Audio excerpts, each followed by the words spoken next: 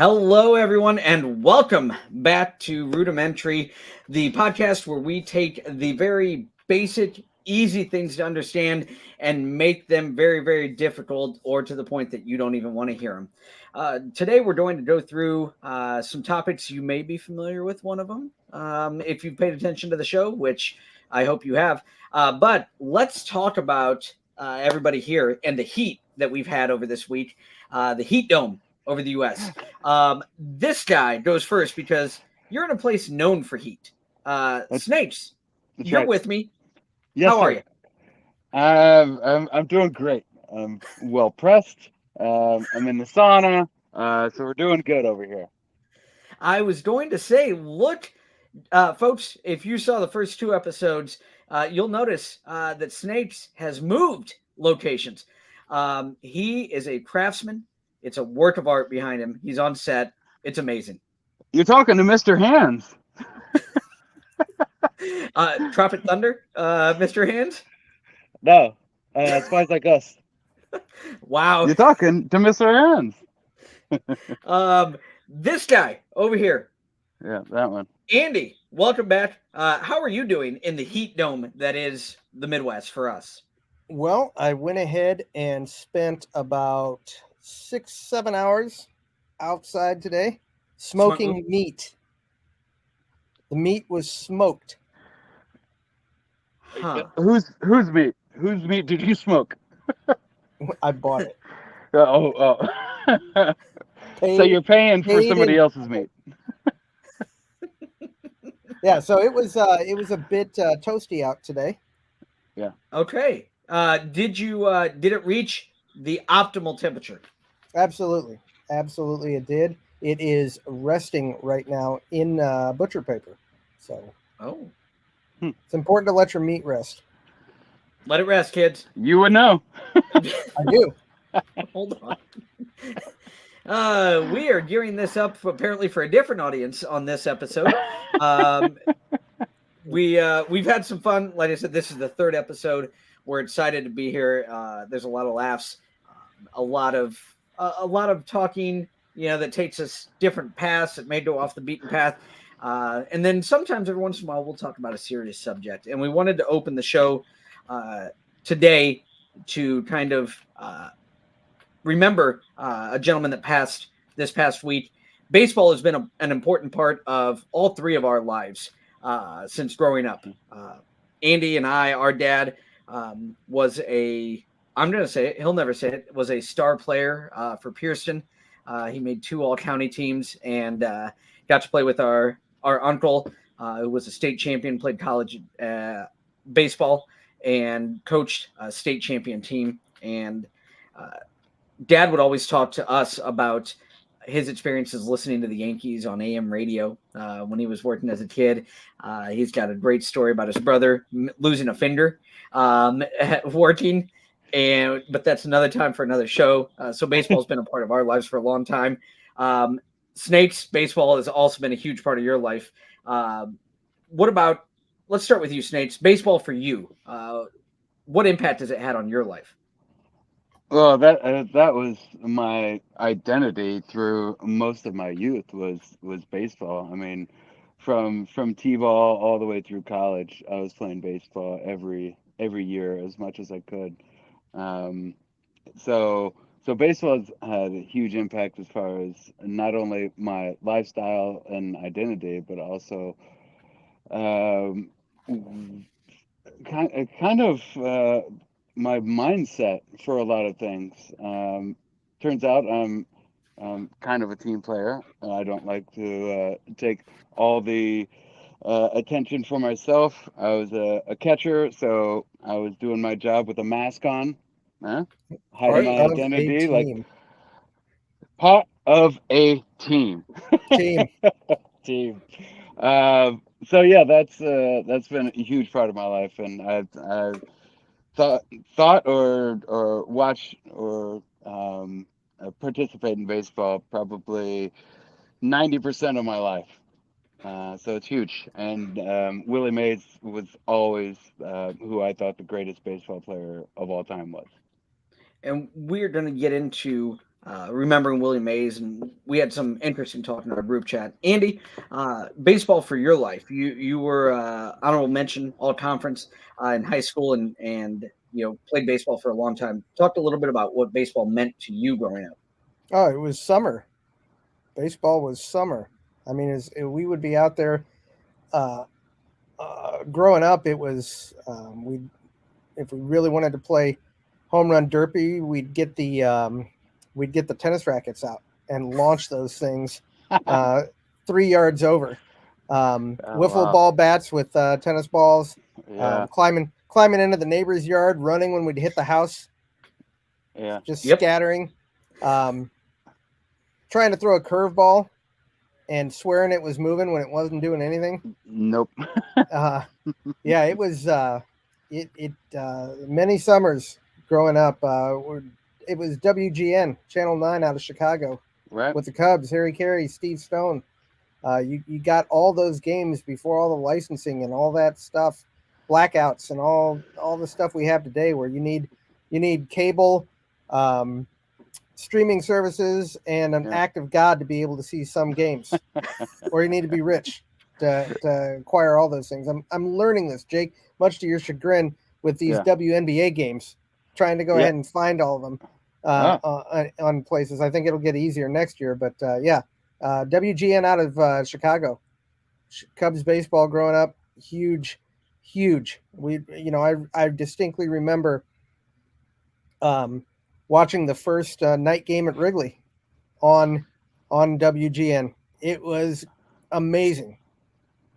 And the Yeah. lead up to that, Hmm. it was in the papers. That's how big of a deal. We grew up.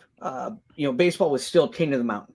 Baseball was still, the thing to do. And I played Wildcat for many summers, like you said. The summers were it. And listening to Dad talk about the Yankees growing up, and Mom was a big Reds fan. She loved Johnny Bench. So we had Dad talk about the Yankees, Mom talking about the Reds. And like you said, we could watch the Cubs. There wasn't much to watch many of those years, but it was, hey, you got to see your team when they would play the Cubs. I got to watch Reds baseball when they would play the Cubs. Yeah, The lovable losers. yeah. It was. I remember. There's nothing quite like going to a baseball stadium and coming up the steps Oh yeah. and then seeing the field. If the first time stepping onto like a major league and seeing the difference between our little league baseball diamonds and seeing Yep, a stadium. yep. And just wanting to play there. Yeah, I don't know if it was wanting to play because it was always like in awe. It always just seemed so much a bigger when you were there, and everybody was faster than what you saw on TV.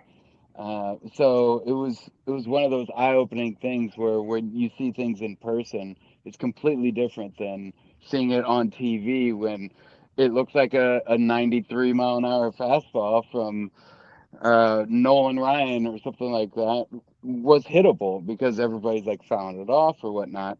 But then when you see it in person and hearing it smack the catcher's mitt or cracking off the bat, it's a completely different ball game. Yeah. Hey, well done. Hey.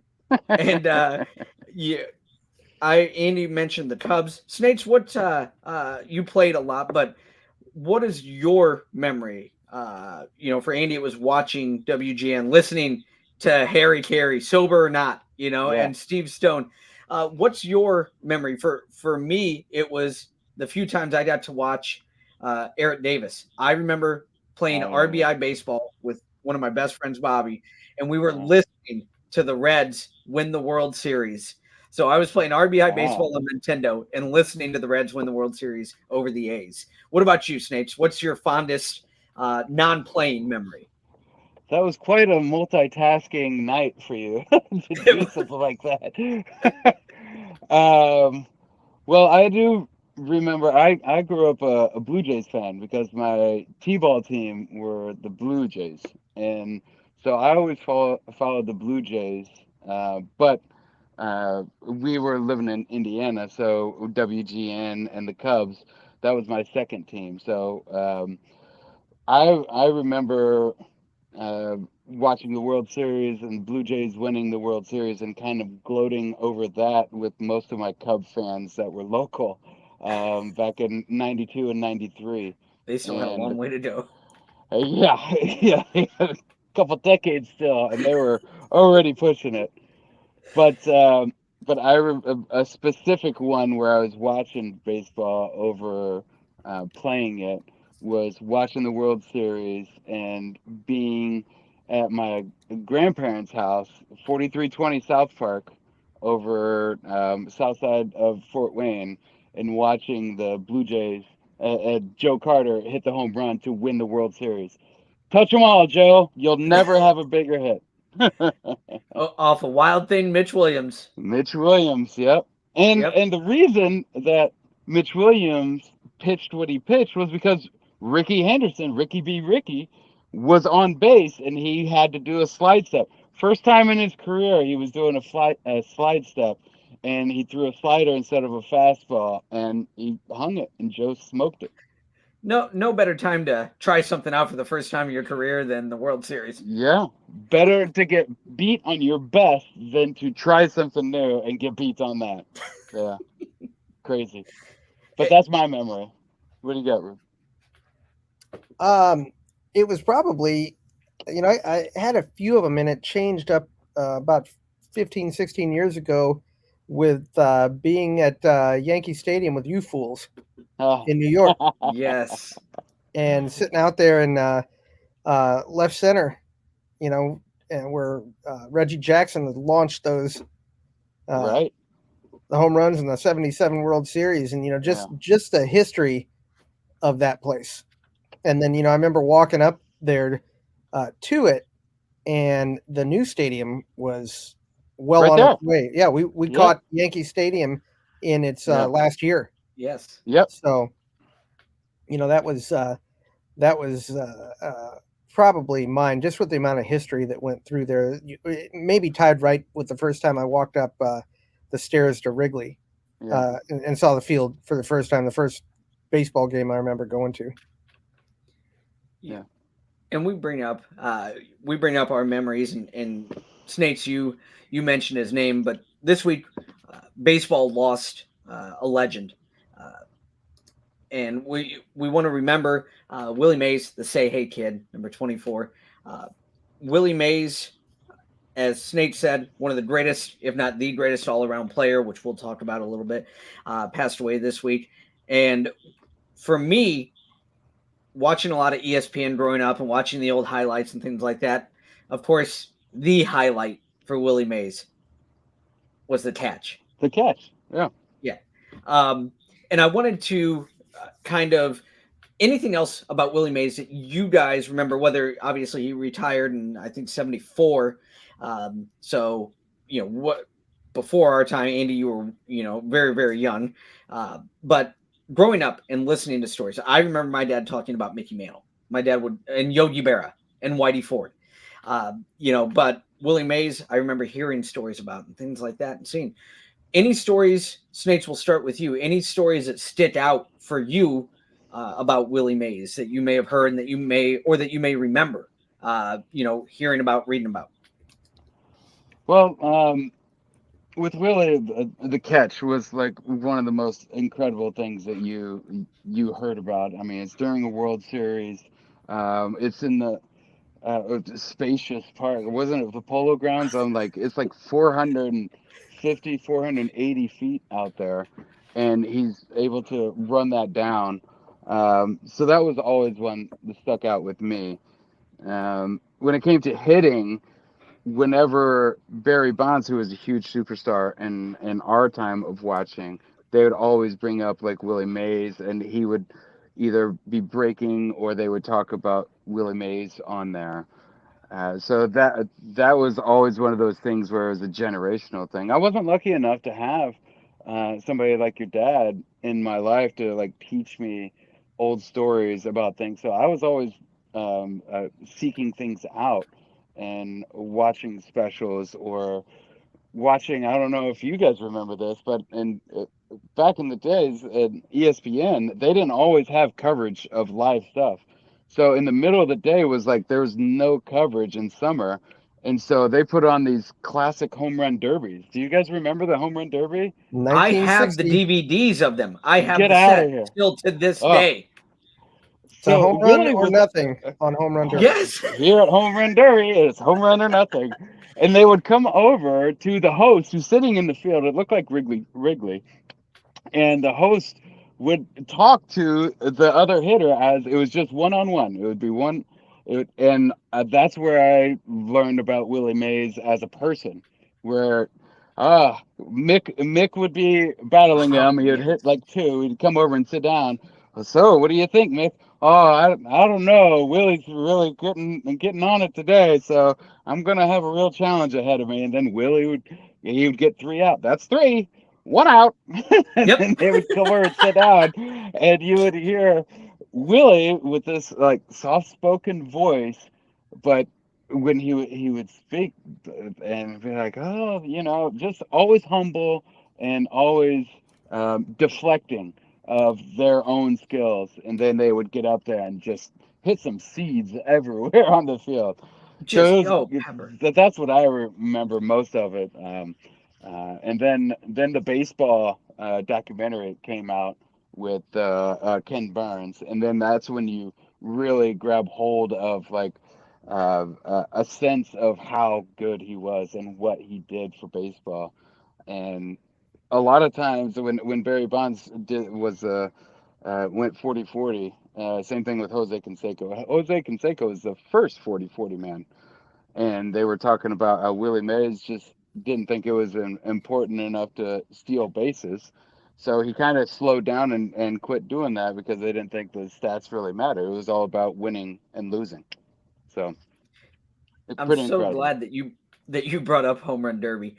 Yeah, Coming home from school, man, walking home from school or taking the bus home, yeah, being able to put the book bag down and turn it on and see guys that I remember Dad talking about, and yeah, just watching these men, just yeah, out there. And I remember Dad telling Andy, you remember, but Dad telling us like Yogi and Mick or Whitey and Mick, they worked as greeters in like a suit store in the off season to make a little bit of extra money. yeah. And that's what Home Run Derby did. It gave him prize money and things like that. And can you imagine Shohei or Mike Trout Oh my or gosh.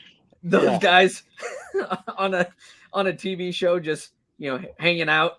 I love it. It'd be huge. Baseball is really missing the boat on some of these personalized things because as you notice with the coverage, they're starting to mic people up.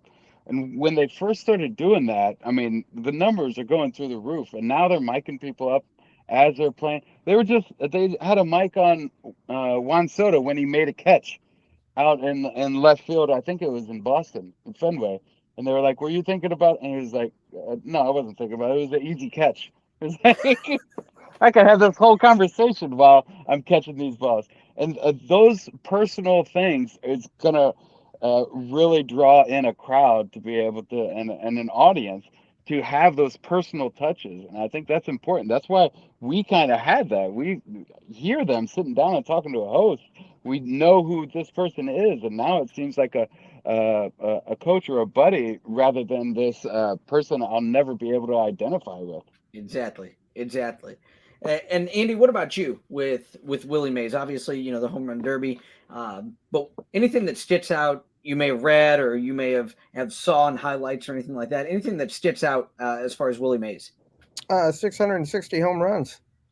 I mean, that's that sticks a out big pretty. number. Yes, it's a big Yeah. number. The Say Hey Kid.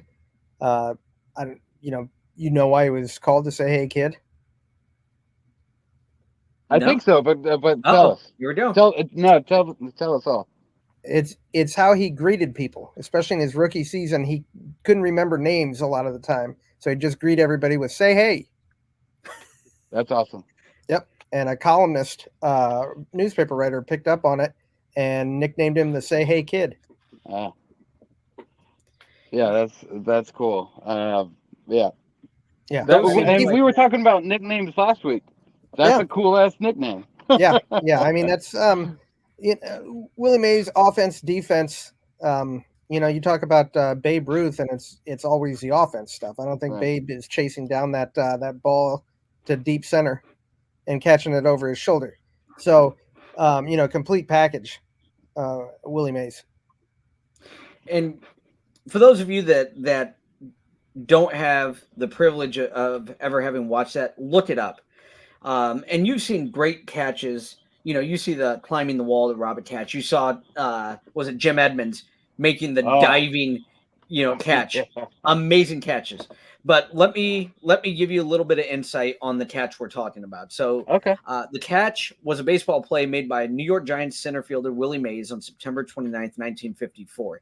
During Game 1 of the 1954 World Series at the Polo Grounds in Upper Manhattan, New York. In the 8th inning, with the score tied 2-2, Cleveland Indians batter, anybody?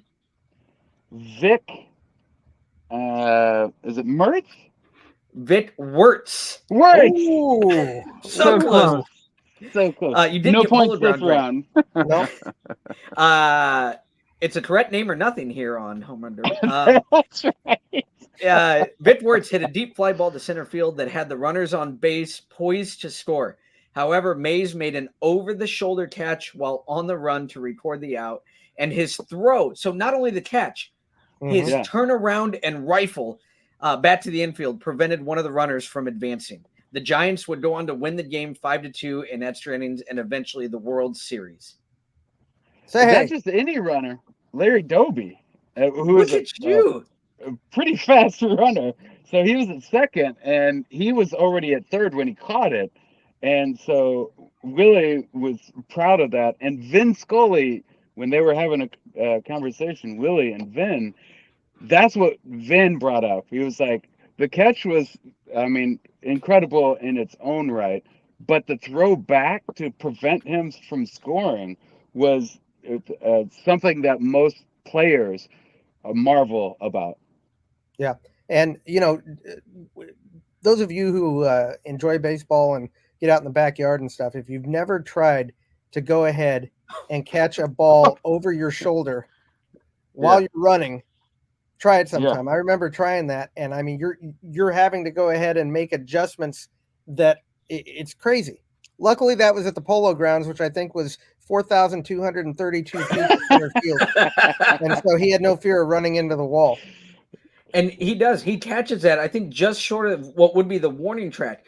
And so watch the complete play. And like Andy said, Jake, I'm sure you did it. It was walking and catching a ball over your shoulder is tough enough. Willie is on a sprint out to center field, doesn't care, like Andy said, about the wall because it's so far out there. Yeah. But catch and the turn and the throw. Yeah. If it wasn't the Polo Grounds, we might have had Bump Bailey. Bump Bailey? Bump Bailey. You beat me to it. I was going to bring up Bump. Sun was in my eyes. Yeah. Blinding. There it is. And then we talked earlier about, can you imagine guys like Shohei or Mike Trout or, Manny Machado, Fernando Tatis, those guys in something like Home Run Derby. But one of the stories I read as I was reading about the passing of Willie Mays started out 0 for 13, I believe, when he came into the majors. And then his first that year was a home run off of Warren Spahn. Yes, a Hall of Fame pitcher.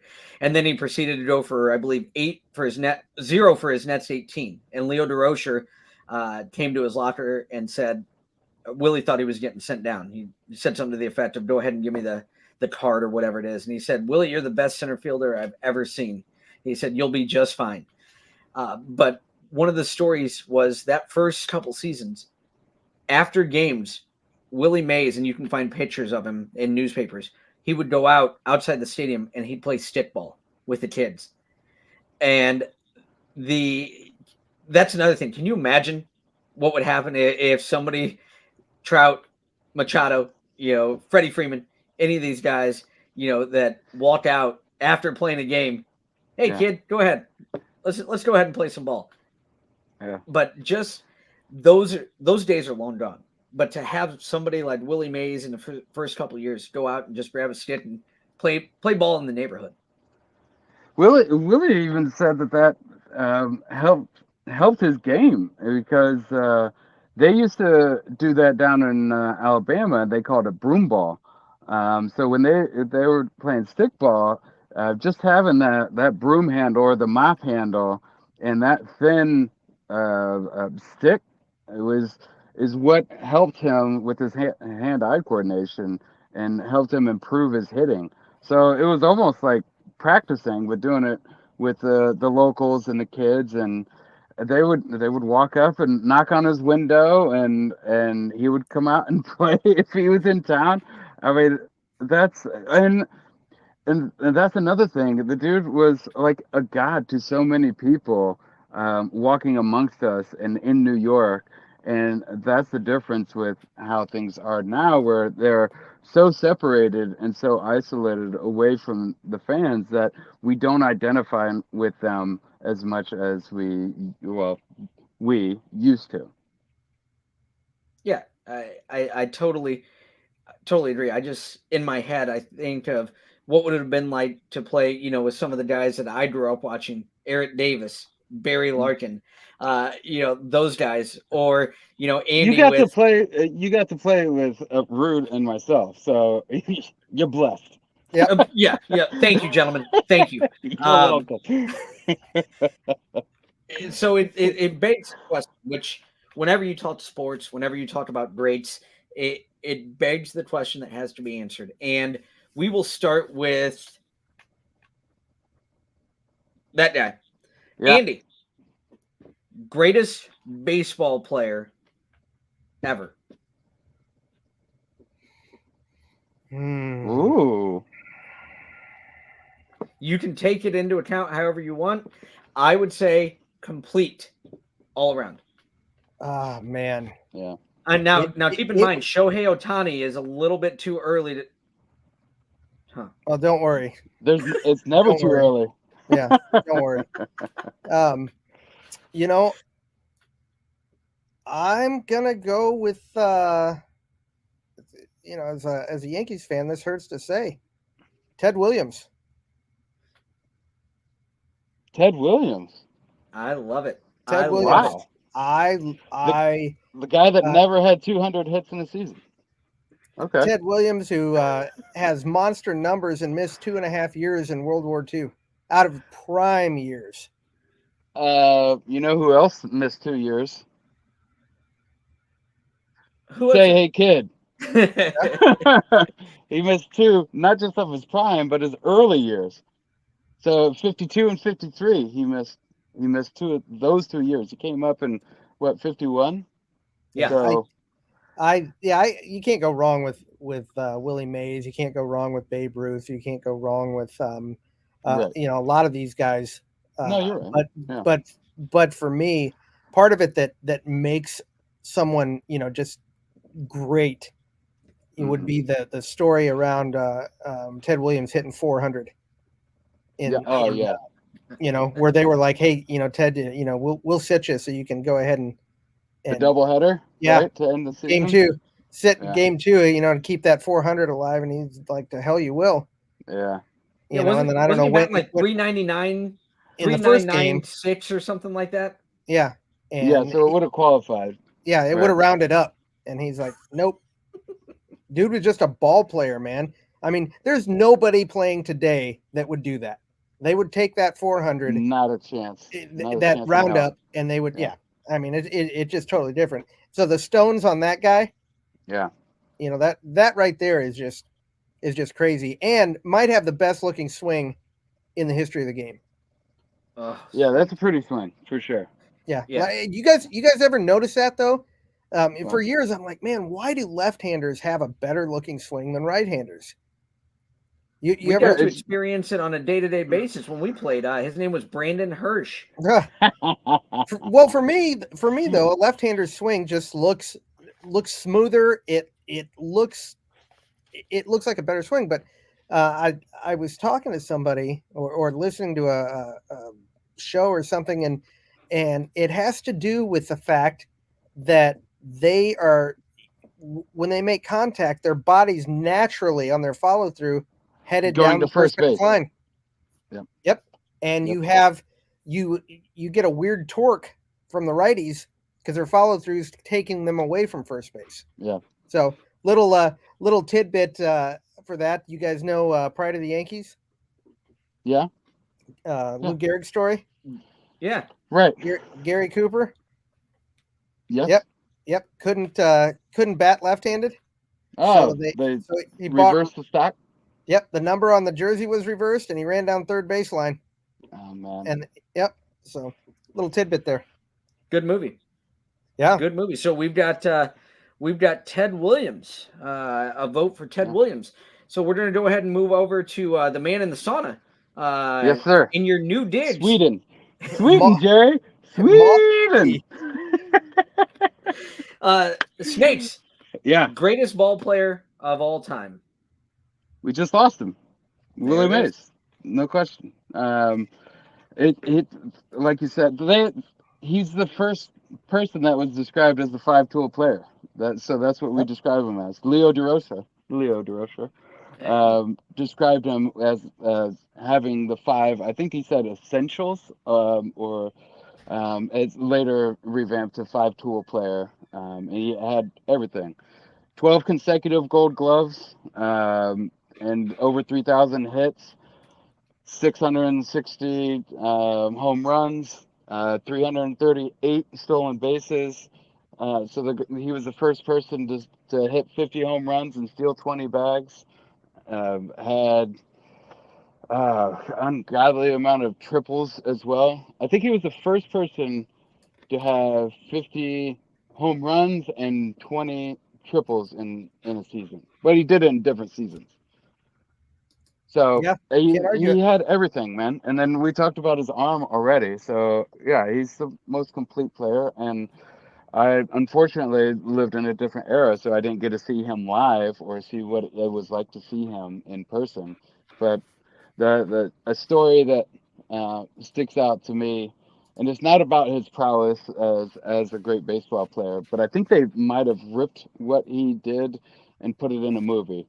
So I heard Steve Stone, when we just heard about the passing. Steve Stone is still the commentator for the White Sox now, and he told a story about how when he came up with the Mets, Willie Mays finished his career with the Mets, and Steve Stone came up as a pitcher, and the people warned him beforehand. They said, "Hey, that Willie Mays is going to come up to you and bet you $100, and 100 times it was like 70 something, 70. I think he said fourth that he retired, but Willie Mays is going to bet you $100 that you can throw any pitch you want, and he'll be able to catch it with his bare hand."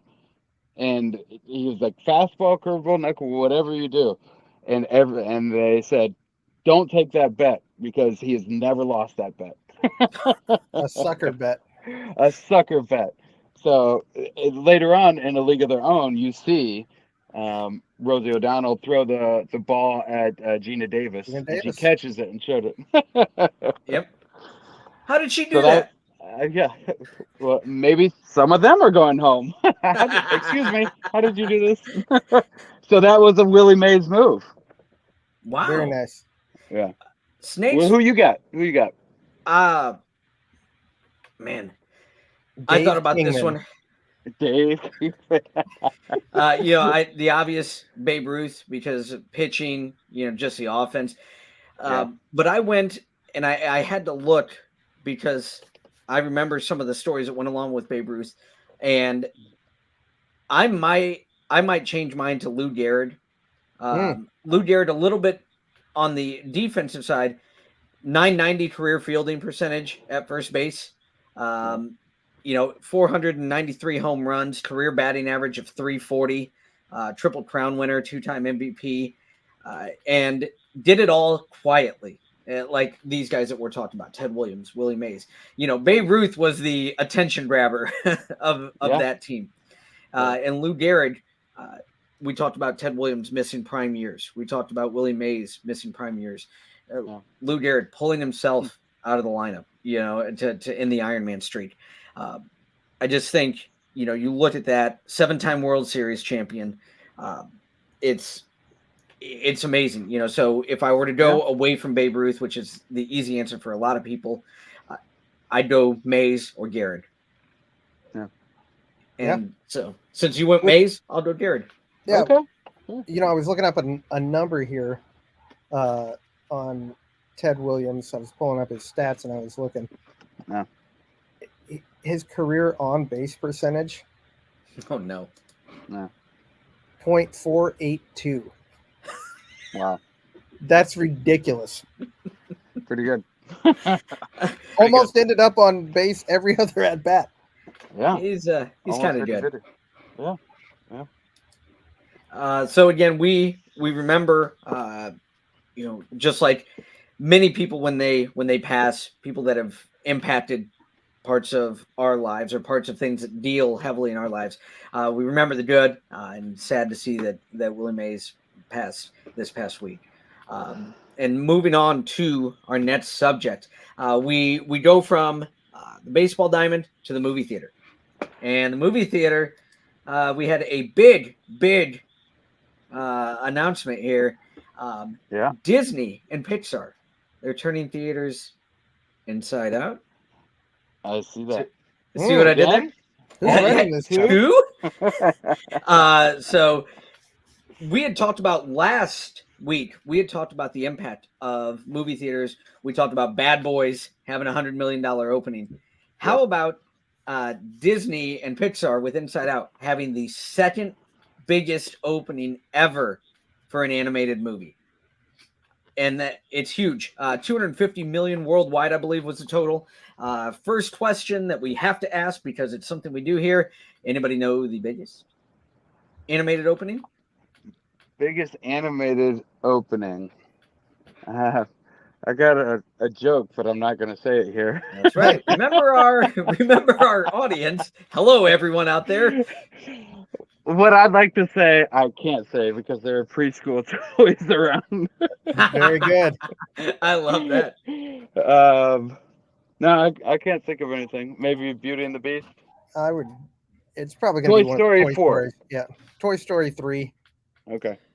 In 2018, the biggest animated movie opening ever was The Incredibles 2. Really? Whoa! Wow. Yes. The Incredibles 2 holds a record for the biggest animated opening. That makes me happy. Incredibles is incredible. That's a great one. Yeah, solid. Yeah. Yes. Yes, have some. Yes. Inside Out 2, like I said, over 250 million worldwide. Reviews have been solid. I'm trying to pull up the actual Rotten Tomatoes score now. But have either of you gentlemen seen it? Have you contributed to the 250 million worldwide? There he is. This guy. Yep, I saw it. And okay, well, I don't know how. Thoughts? Let's go ahead. Well, I didn't have the same emotional response that I did in the first one. The first one didn't really know what to expect going in. Now there are certain expectations going into it. And I also saw some contract talks afterwards, and that kind of made sense why I didn't have that, because Bill Hader and Mindy, what's it, Kingley? Yeah, from The Office, right? Mm-hmm. So they were in the first one, but not in the second one, because Disney didn't want to pay what they were asking. And turns out they had a huge opening, and they could have just thrown some bones their way, but they already had made their money on the opening weekend. So I didn't feel it had the same emotional. I don't know. I wasn't emotional about it as much as I was the first one. I guess I'm all grown up. You don't have any feelings like that. I've lost that loving feeling. Please don't do this. Andy, have you seen it yet? I have not. I will be seeing it, but I have not yet. Yeah. At this point, while we're being recorded, the worldwide take for Inside Out 2, 512 million. Wow. So Disney back on top of theaters. the Rotten Tomatoes, which everybody loves, Rotten Tomatoes has it 91% on the tomato meter and a 96% audience score. Mm. I'm the 4%. You got to be that guy, don't you? I am today. I don't know, Andy, when we should break out story time. But Jake's, I love Jake's recommendations. And I think, Snates, you may know where this is going. I have a feeling. But, Andy, do you remember one movie that was coming out? And I think we were over at my old house. And there was correct. preview for it. Yeah. And Snates being Would you very, like me to retell exactly what I said? Yes, I would. Why are we watching this? I've seen The Rocketeer. And that comment was directed to a trailer for a little movie called Iron Man. Iron Man. And I believe Jake followed it up a little bit later with, it's not going to do anything. It's What's going to happen here? Yeah. He's already seen that movie. I've seen that. Rocketeer. Come on. And that had Jennifer Connelly in it. It can't be better than The Rocketeer. Yeah. Yes. Rood was right off the bat. He was like, "Oh, I'm seeing it. You can have my money. I'll see it." Yes. Yep. He knew what he wanted to do. Yeah. The Inside Out has been getting a lot of positive feedback from therapy associations, therapists on the positive impact it has, just like the first one did when it talks about being able to turn discussions outwardly to feelings that you may have, anxiety, stress, anger, things like that, and being open to display them and show them and talk about them. The Inside Out 2 is getting the same type of positive reaction from the medical community as far as being able to discuss feelings as they're happening in young kids, which, hey, anything that helps the kids, we're all here for. Well, I think that we can all agree that Jake hates mental health. Yes. That's true. And America, from what I gather, will drive you mad. What was that, Jeff? Oh, a little quiet riot for you. Yes. What did you say, Jeff? You also hate America because your favorite baseball team, America's pastime, is the Toronto Blue Jays. So get out of here with that. Strike that from the record. I love America. I'm going to address you directly. I love America. He pointed to the. He went Uncle Sam. That's how much he loves America. I want you. Come on, Italian Stallion. I want you. Yes. So movie theaters are seeing a big resurgence these past couple weeks. A lot of people going. Good to see. I know, Snates, you're extremely happy about that, as you're very, very fond of the movie-going experience. Yeah. I'm disappointed I'm not seeing one right now. But wait, I'll let it slide for you two fools. What a guy. What a guy. Moving right along. What do we got next? Moving right along. It's exciting because I don't know if we've talked very much about this topic, but I can see somebody's geared up. So what do we got? And guess what? The WNBA and Caitlin Clark, folks. Caitlin Clark. All right. Yeah, let's go. Hey, let him run with it. Yeah. So right now, recording time here, it is Saturday night. We've got a huge game tomorrow in Chicago.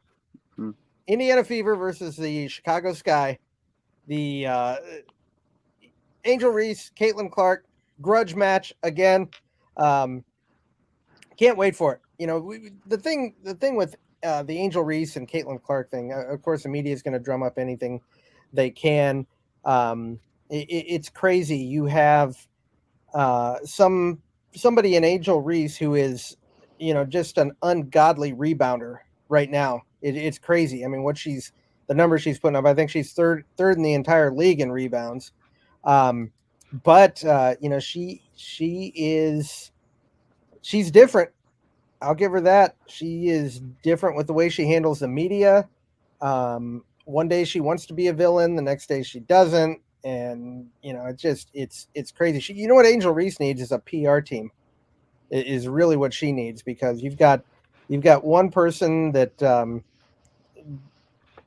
that just says the right thing, whether they believe it or not. They're saying the right thing in Caitlin Clark, and then you've got somebody who says they want to be a villain, and they make a good job of making statements that just make anybody who's not already a fan of Angel Reese, it pushes them away. It just turns them off. Definitely the complete opposite of somebody like Willie Mays going out and playing stickball with the kids. So it'll do well in the ratings. Not sure where the Sky play. If they play at the United Center, they could probably sell out the United Center tomorrow's game. It'll be a sellout wherever it's at. This guy will be watching. That guy. Now, That guy. let's turn it over to this guy right now. This guy? Snakes, Yeah. will you be watching the grudge No. match between Angel Reese and Caitlin Clark? No, I will not. Okay, so hates mental health and a misogynist. What's the next No. topic? Wow. This has just went sideways. Well, that's what I heard. Oh, that's what you heard? Just kidding. Thank you, Dr. Venkman. Is that a Ghostbusters reference? Yes, it is. We It's can't. not true. We can't, I'll tell Point you at the that. camera. Point at the It's camera. not true. I do have. yes. Yes, it's true. All right. What's next? So, Andy, you discussed Caitlin Clark. A couple pieces that came out also this week, along with Caitlin Clark and the flagrant foul from Angel Reese in their last matchup, was the big note, and I think the momentum that the WNBA has going right now is something that, gosh, I'm trying to think of a time, maybe the home run derby, for 62, as far as the momentum of what it's doing for a sport, of something like that. The Las Vegas Aces announced on Friday that they are the first team in league history to sell out all of its regular season home games. So the Las Vegas Aces have sold out every home game that they will be playing in the WNBA. Yeah. And I think that's huge. Yeah. What is the size of the venue that they're 10,000. selling at? Yeah. Yep. 10,000. Pretty good. And I think you look at the All-Star rosters, voting has been announced, and Asia Wilson and Caitlin Clark are 1 and 2. Like 1,000 votes apart. Yeah, and it's crazy. And we knew she obviously would be up there. My last question, Andy, for you more so, obviously, if you guys out there can't tell, one of them pays a little bit more attention to the WNBA than the other, but it's close. It's very close. I'll let you guys figure it out for yourselves. Very close. Andy, do you believe that there is a little bit or a lot of favoritism pushed towards Caitlin Clark as far as what she does on the court? And what I mean by that is it wasn't ESPN. I believe it was Bleacher Report that posted a story, had it on Facebook and Instagram, but I'm not 100% sure, so don't sue me, that they made a big deal of Caitlin Clark being the first rookie in history to have multiple double-doubles. And then at the end, it was by a guard. And so what many were quick to point out is Angel Reese has already done that, but obviously not a guard. She's already done that multiple times this year. So do you see, should that be a big deal? Because it is, hey, by a guard. But should it be as big of a deal as what it was made out? I don't know if you saw the story, but I saw it on ESPN. But Bleacher Report was the first place I saw it. So I don't know. Did you see anything about that? I didn't read the story, but I did hear, saw something on Facebook or something with the little Indiana Fever thing that said most double-double performances by a rookie guard. Angel Reese has got 7, I believe, something like 7 in a row. maybe 11 total, something like that. So I mean, it's impressive what she's doing, but the fact of the matter is, one of the things that everybody was the knock on Clark is she never won a national championship. But again, I mean, there's 5 people on the floor, right? I mean, you can't go ahead and you can't will yourself to winning that. Her numbers are just obscene in the college ranks. That's why she has a following she does. Everybody wants to push an agenda that it's because she's white and Angel Reese is black. Well, I mean, I don't think that's it at all, at least from my standpoint, from the fact that you've got for Angel Reese to even be mentioned, at the beginning of the season with her is only because of her background with Caitlin Clark. Without Caitlin Clark, we don't know who Angel Reese. I mean, it's not the same thing. It's a first pick versus a 7th pick. Who does that? Who compares a 1 and a 7, right? A 1 and a 2 maybe, but 1 and a 7, nah. Yeah, she you can look at it. You can look at it just about everywhere when she comes to town. It's almost everywhere has been a sellout when she shows up. The league gets behind that. They need to go ahead and ride the coattails right now while everything's hot. It's why last year I wouldn't have been talking about the WNBA, but Caitlin Clark, again, the reason I don't think, are there people that are Caitlin Clark fans that just don't like Angel Reese because she's black? Probably. I would imagine so. I'm not one of them because the greatest basketball player in the world is Michael Jordan. And it's greatness, that she's doing stuff, launching 38 footers, and that's what it is. The same thing when Steph Curry started launching those, everybody gravitated towards Steph Curry and those bombs. Steph Curry isn't dunking the ball. He's not, doing all this stuff. Chicks dig the long ball. They certainly do. And just for the record, I love women. Yeah. All right. So point at the camera and tell us. I love women. There we go. Thank you. There you go. Mental health, and I love women.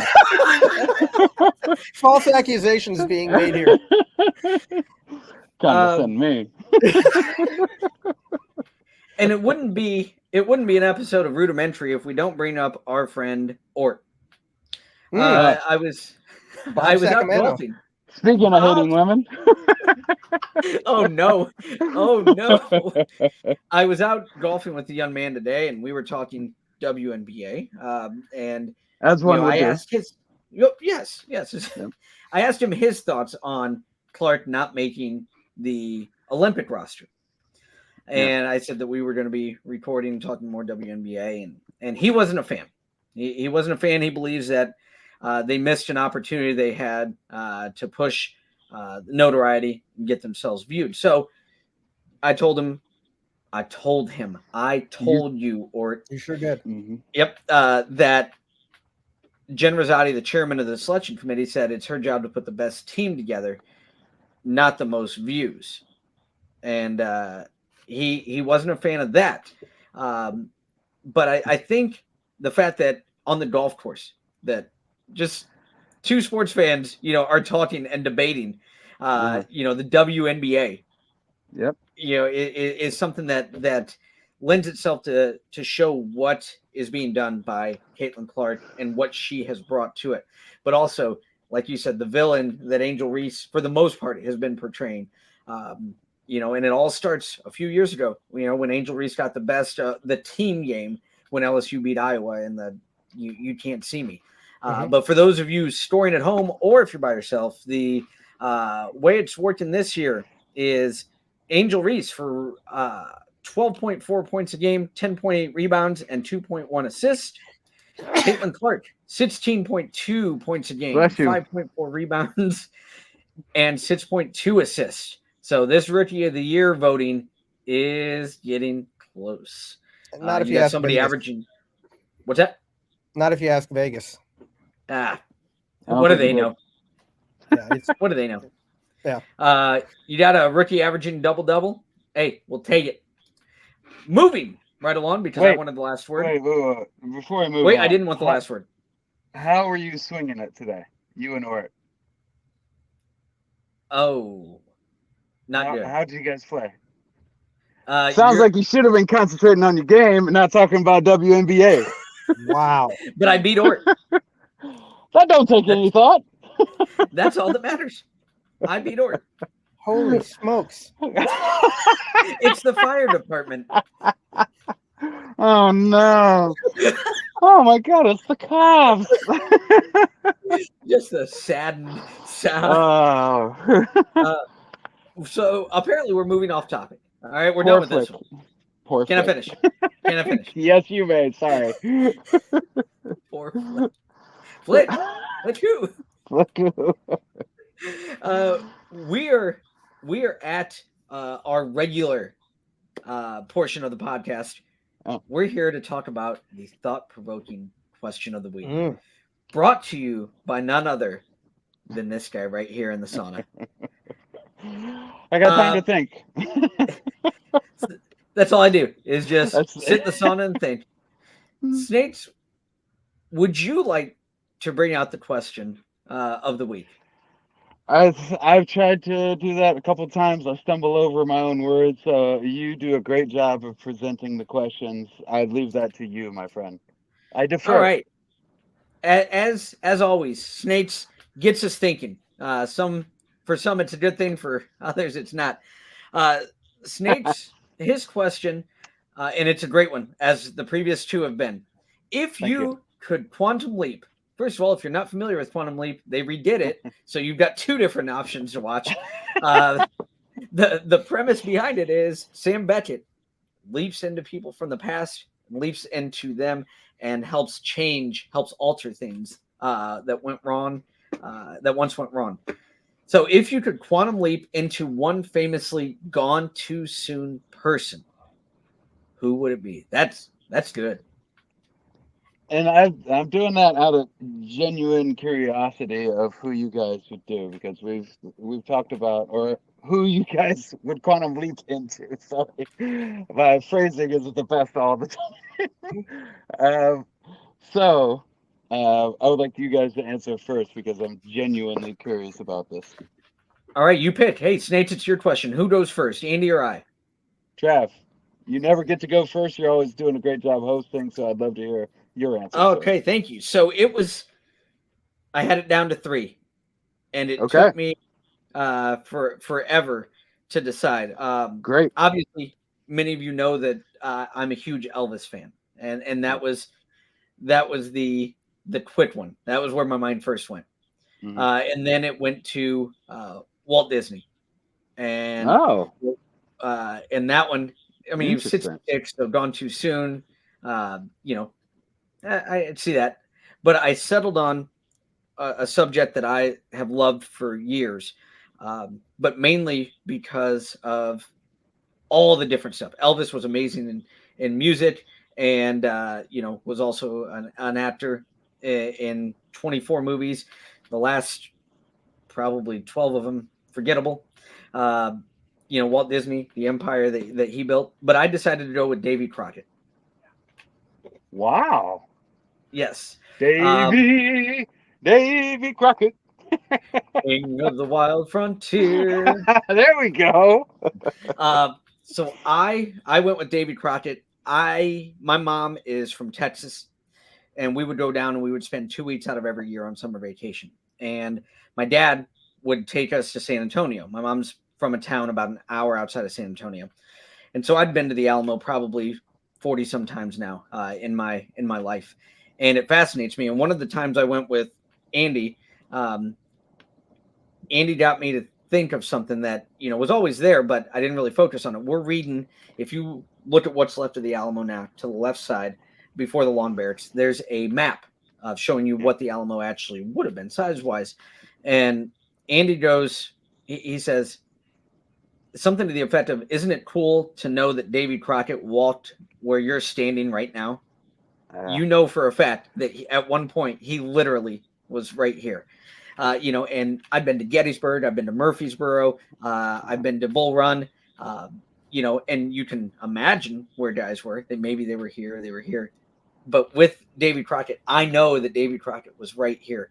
And so I get to teach a class every year for a friend of mine who's a teacher. I get to teach his social studies class about the Alamo. And he was a congressman. He had a biography, or he had a play written about him during his lifetime. He had killed him a bar when he was only 3. Wow. Those legendary stories. The man was a legend before he passed away. And he was one of those guys. One of the things he's famous for saying after losing re-election to Congress was, you all can go to hell. I'm going to Texas. And so he did. He went there, and he brought his Tennessee boys, the Tennessee Volunteers, which is where the University of Tennessee, this gets is their what you're name. teaching. Big brains on Trav. That's right. And if you look at a late 80s, early 90s logo, it's the word Vol in orange, and on top of it, there's a silhouette of a man with a rifle and a coonskin cap. And that would be Davy Crockett. And so Davy Crockett being at the Alamo and getting to talk to him and being able to quantum leap, not necessarily talk to him, obviously, I'm quantum leaping, but experience that, but talk to Jim Bowie and William Travis and James Bonham. But just to see what was going through his mind, what was going on around him at the time. Davy Crockett for me. Yeah, you're gonna want to be careful at what point you leap into Davy Crockett. If it's day 13 of the siege, then you might want to show up a couple of weeks early. That's a great point. Yeah. Yep. Andy, on to you, my friend. Oh, it's nothing that deep at all. Nothing that deep at all. It's going to get a little weird here, but Amy Jade Widenhouse would be the. I've exhausted. I think I've heard everything I can find. Yeah. That she's done that's out for public consumption, and being a huge fan of hers, it just with 2 studio albums, 1 posthumous release with some stuff on it, some live albums. DVD performances, Blu-rays. I think, to the best of my ability, I found everything that I could, and would love to hear more. And they're just at least at this point that I know of, there isn't any more to hear. So I'll listen to what I've been able to find and enjoy it from that standpoint. But definitely for me, gone too soon. Yeah. You got anything you would like to show that shows that you're a fan of Amy Winehouse? No, you're not good. Maybe not. In the background. Is there anything back there? She is, right up there. I thought you had something back there. There we go. Yeah. And I'm very excited because as the one who posed the question, I'm very excited to see where your answer lies, Snakes. Well, I'm a little surprised with you. I thought you being such a Sam Cooke fan, I thought you were going Sam Cooke. Again, be careful where you do that leap. Yes. Yeah, exactly. Great. But the whole point of doing the leap is trying to protect them, right? So you're getting in there, and then you punch in the numbers. Ziggy's going to tell you what's up, right? Exactly. Yeah. Better be there. Right. Yep. Yeah. So I also have a top 3. And kind of a cheat. We get 1. He's going 3. That's why I went last. Do I change the graphic? Of course. I'm leap into 1 slash.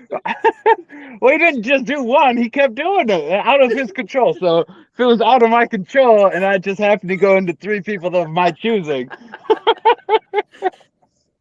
Well, 1, the one that, like, the main one that I thought of that would be fantastic. And now I know that I'm going to give you some of his biography and see if you guys could even say his name. And One is he's an actor. He's only been in 5 movies, guys. 5. Mm. And guess what? Every single one of these little piggies was nominated for Best Picture.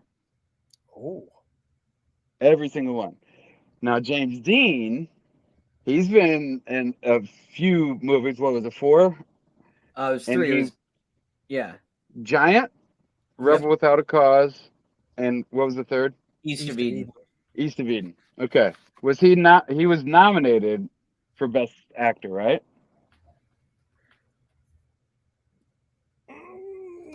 All right. Moving That's on a good from question. James Dean, he's iconic and died too soon.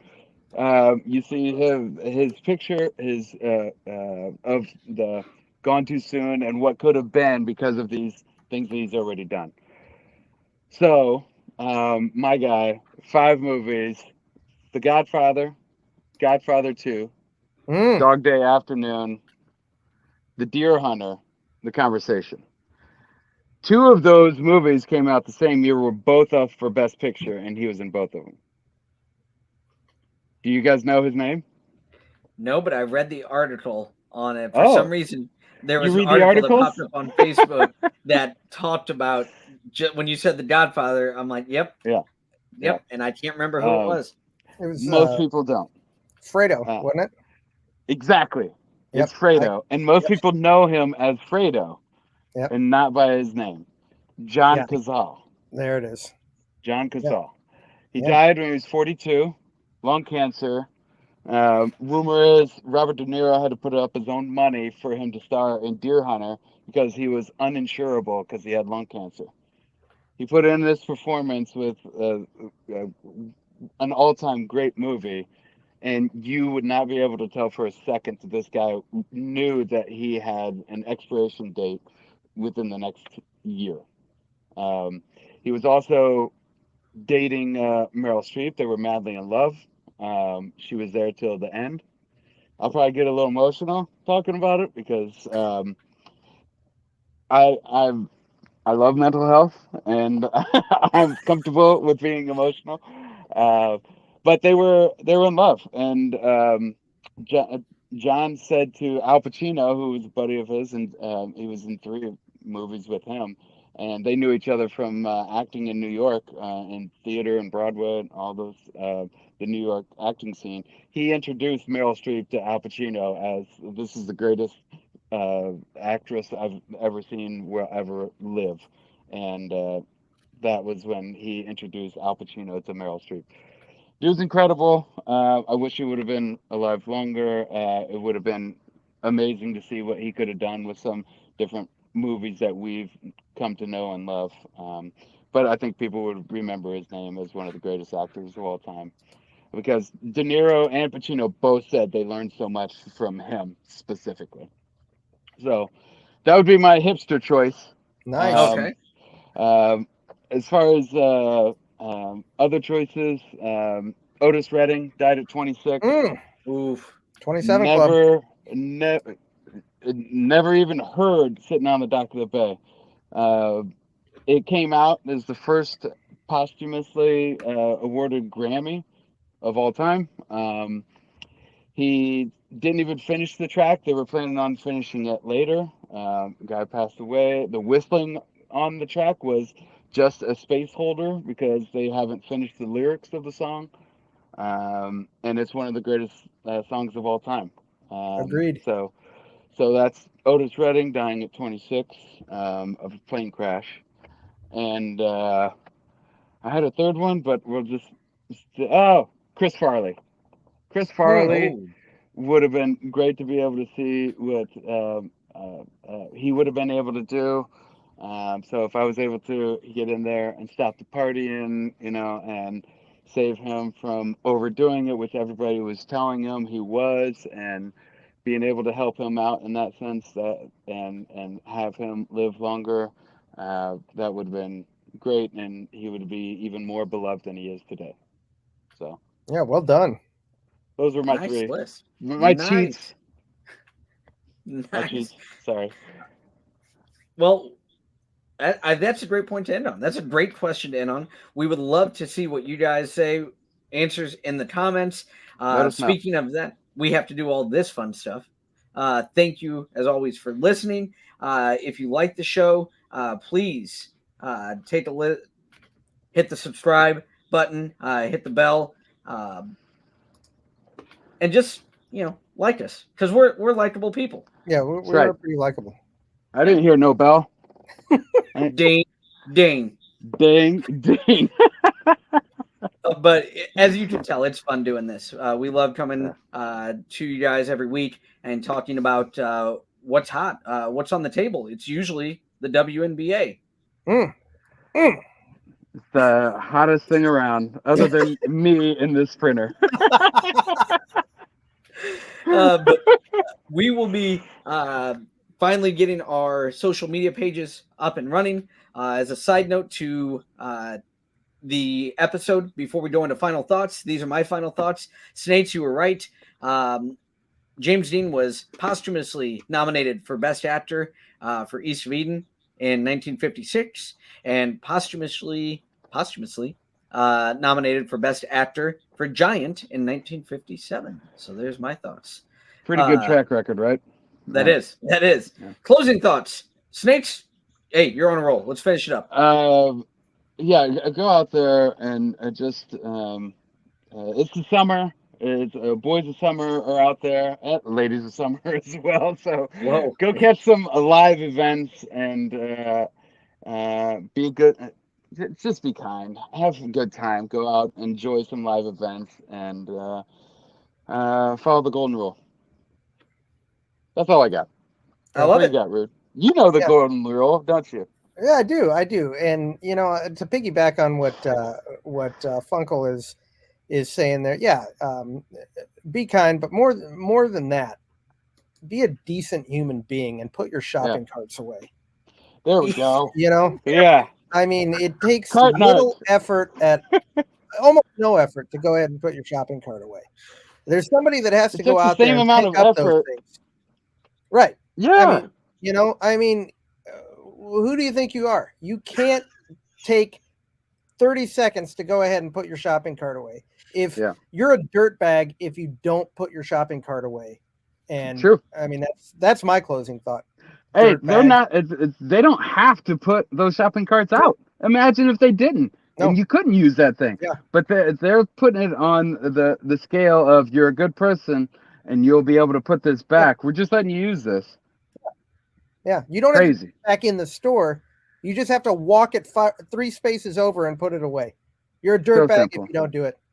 I totally agree. Spots for you to put it to save you the trip back to the store. We have built these corrals for you. Yeah. Put your carts away, people. All right, guys. Thank you. Snakes, thank you as always. Andy, of course. Thank you as always. Most importantly, thank you guys out there. We look forward to coming at you next week here on the Roodimentary podcast, where we make the basic things difficult.